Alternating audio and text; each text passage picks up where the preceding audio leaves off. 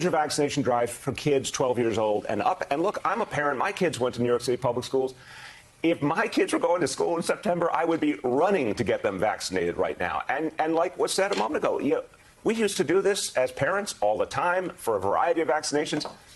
We've got to shake people at this point and say, come on now. We tried voluntary. We could not have been more kind and compassionate as a country. Free testing everywhere you turn, incentives, friendly, warm embrace. The voluntary phase is over. We can keep doing those things. I'm not saying shut it down. I'm saying voluntary alone doesn't work. It's time for mandates because it's the only way to protect our people. The voluntary phase is over. We have crossed the threshold in this nation. The first domino has been dropped, and unfortunately, that domino has dropped in my city, due in large part to our lame duck mayor, Bill de Blasio, who I cannot wait to be forced out of office. He's done. Thank heavens he's done, and even the Democratic Party has rebuked his terrible policies in electing Eric Adams in their primary, but unfortunately, he has left his last authoritarian print on this city with the vaccine mandates. For those of you who are unaware, Bill de Blasio has decided that in order to get a job in New York City, or keep your job in New York City, in order to eat at a restaurant, in order to go to a movie theater, starting in September, it will be mandatory that you have at least one dose of the vaccine. Now, he calls this the Key to New York City Pass. So today I announce a new approach, which we're calling the Key to NYC Pass. The key to New York City. When you hear those words, I want you to imagine the notion that because someone's vaccinated, they can do all the amazing things that are available in this city. This is a miraculous place, literally full of wonders. And if you're vaccinated, all that's going to open up to you. You'll have the key. You can open the door. But if you're unvaccinated, unfortunately, you will not be able to participate in many things. That's the point we're trying to get across. But what this truly is, undoubtedly, is authoritarianism from the left, who has consistently proven time and time again to be the greatest threat of authoritarianism in this nation. Bill de Blasio, a perfect example of this. This is one of the reasons why you don't elect somebody who's running for mayor under a fake name in order to hide associations with communists, because Bill de Blasio's father was a very famous communist. Also, Bill de Blasio, long history of sympathizing with communist parties across the world. Absolute disaster. And to see his smug face talk about how he's giving us more choice by forcing a needle into people's arms is absolutely disgusting. Now, you guys know that's going to be my take on the issue. You guys know that's how I feel because you know my ideology. You guys know how I feel about government overreach, especially when this is a blanket naked power grab on behalf of the de Blasio administration. Contrary to the beginning of the pandemic, where Andrew Cuomo forced all those elderly people in nursing homes, and New York was among the hardest hit states, and New York City was one of the hardest hit cities, New York is actually doing pretty well right now. In fact, one of the few states that's doing better than New York City, or New York State, is the state of Massachusetts, where I just came back from, in Boston. Everything was opened up. Everything looks really good, and this is due in large part to the vaccination rates. Now, I don't want to conflate any issues that I have with authoritarian policies related to the vaccine to anti-vax denial tactics, because this is something that comes up time and time again, and people mistake the freedom argument for an argument against the effectiveness of the vaccine. I think the vaccine is effective. I'm not here to pander to people on that issue, especially when I have close relatives that work on the front lines that are in the age demographics that are threatened by COVID-19 the most, and who I was happy that they got the shot. I'm not going to lie to you guys in order to pump you up.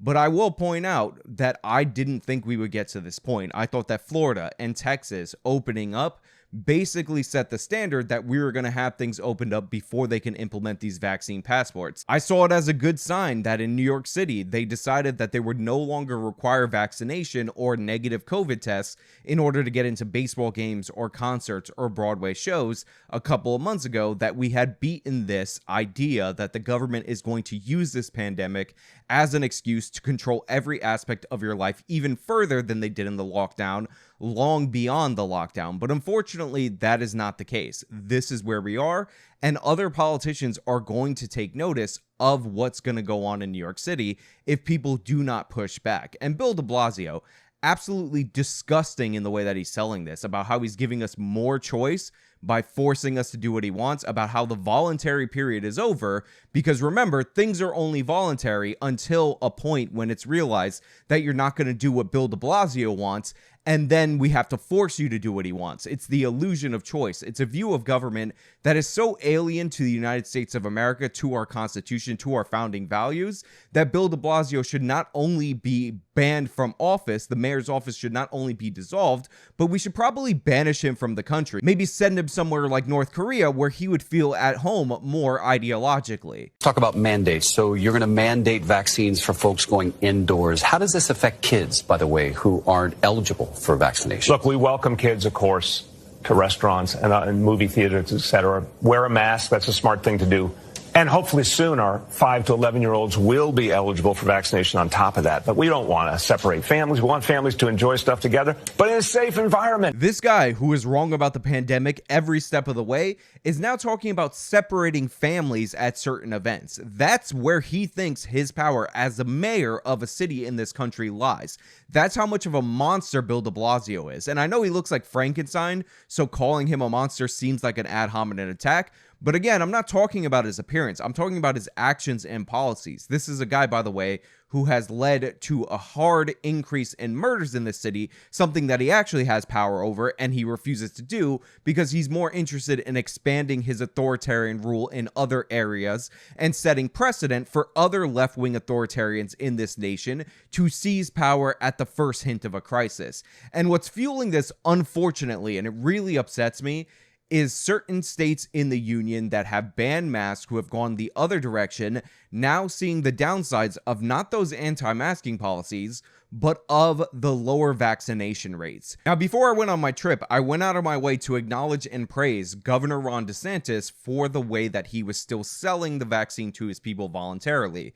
But we cannot ignore the fact that in the state of Florida, cases are spiking dramatically. Now, we won't know until later on in the year whether or not this is something that's going to happen throughout the country, but it's not a coincidence in my mind, or at least it seems like it would be too much of a coincidence in my mind for this spike to be coincidentally in states with lower vaccination rates.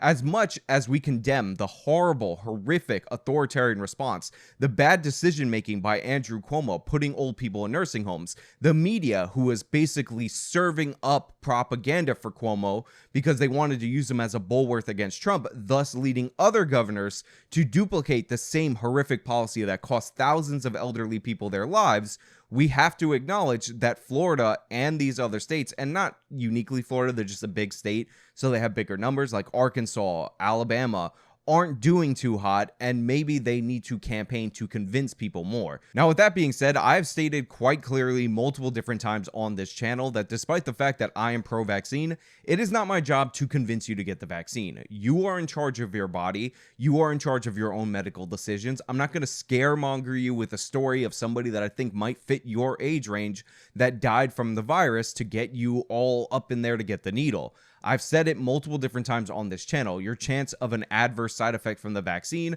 appears to be closer to 1 in a million. Your chances of dying from COVID-19 are about 1 in 10,000. And obviously that doesn't skew for age. These are overall chances.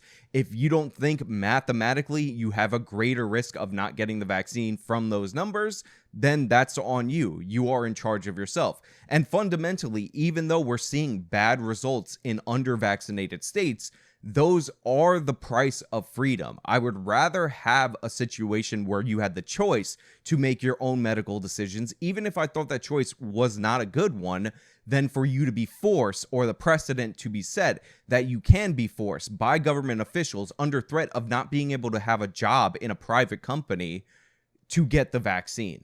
It's time for people to see vaccination as literally necessary to living a good and full and healthy life. The key to NYC Pass will be a first-in-the-nation approach. It will require vaccination for workers and customers in indoor dining, in indoor fitness facilities, indoor entertainment facilities. This is going to be a requirement. The only way to patronize these establishments indoors will be if you're vaccinated, at least one dose. The same for folks in terms of work. They'll need at least one dose. And ultimately, I don't think you're stupid if you don't want to get the vaccine for whatever reason. Now, there are specific reasons that I might think are dumb, but overall, I am very sympathetic based on the media reports that I'm reading. Not media reports that actually prove the vaccines to be dangerous, because those aren't really out there, but media reports that are incredibly misleading. I caught this Newsweek headline the day that I'm shooting this video about how this new strain of the virus or something is maybe resistant to the vaccine, and they put this in the headline. Now, if you think that this strain of the virus is not going to matter whether you're vaccinated or not, I understand your unwillingness to get something that you're uncomfortable with. However, if you go into the article of this Newsweek report, you just click this link right here, you'll find that they actually have no basis for the headline. So the media is caught between trying to propagandize you to get the vaccine, but also trying to scaremonger you about coronavirus so you'll keep clicking on their articles by putting out misleading headlines. I can't blame people for not trusting the information that they're getting when there are many different instances of untrustworthy information being put out by our irresponsible media. But what's even worse than the media talking out of both sides of their mouth, than the government using this as an excuse to get powers that they already wanted absent the pandemic, is the fact that the people who are reacting to these policies are not reacting in the way that Americans should. They are not resistant to authoritarian takeovers. They're cheering it on. The replies that I saw to Bill de Blasio's announcement on Twitter, making this outrageous announcement about how we're going to create different classes of New York citizens, is absolutely absurd and disgusting. People on the left that supposedly care about your health, that supposedly want you to get a vaccine for your own good, are talking about how you should be denied medical coverage if you don't have the vaccine. They're trying to control aspects of your life, deprive you of things that you paid for based on the fact that you're not making the medical decisions that they want. This is a scientific tyranny. Other people replying to the same post, and these replies have a bunch of likes, are talking about how we need to lock down the vulnerable. And since the vulnerable are unvaccinated, the government needs to go around and forcibly lock down the unvaccinated. I find it incredibly disgusting that this pandemic has continuously brought out the worst in our society, the worst impulses, the desire to turn on your neighbors, create a tattletale society, people looking up and bowing down to scumbags like Bill de Blasio of all people. Again, a coward, too cowardly to run on his own name, is the people that these guys are idolizing. This is the guy that we should look up to. This is the guy that other politicians should emulate. A communist who's doing everything in his power to mask that he's a communist in order to get into office so he could live up to his core ideology after you voted for him on false premises. Look, the fact of the matter is that despite what you're hearing from the media, despite the fear-mongering about different variants, there is no case at all for lockdowns anymore. The vaccine is out there. I believe that it's effective. The data shows us that the vaccine is effective overall. But even if it weren't, that just means that the virus is mutating faster than we can develop vaccines for it. AKA, there is no case for lockdowns at all whatsoever, because if the vaccine works, which I believe it works, all the data shows that it works, then the people who get vaccinated are relatively safe or significantly more safe than the average person, so there's no need to lock down. If it doesn't work, or if there are variants that it's ineffective on, then it's mutating, again, faster than we can develop vaccines. We can't lock down forever for a virus that our technology cannot keep up with.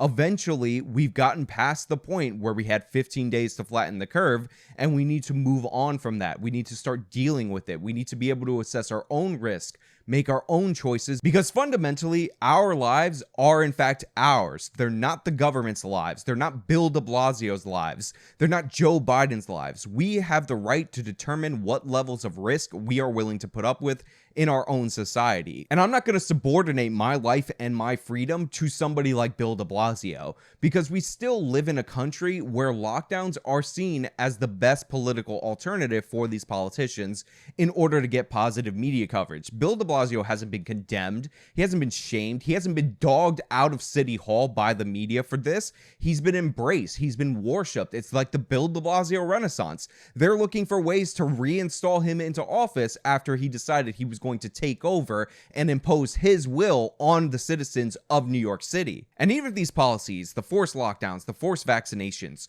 serve some abstract notion of the greater good, and we knew that there were no real downsides to them, and we should do them to save the most amount of people because that's our goal, just to save one person, then I'd still be against them. But that's not even the case either, because if you look at the numbers of deaths of despair in this nation since the initiation of the lockdown, Sydney Watson, friend of the channel, has a great video on this. I'm going to link it in the description. There actually isn't a clear-cut choice if you're trying to just maximize the amount of lives saved.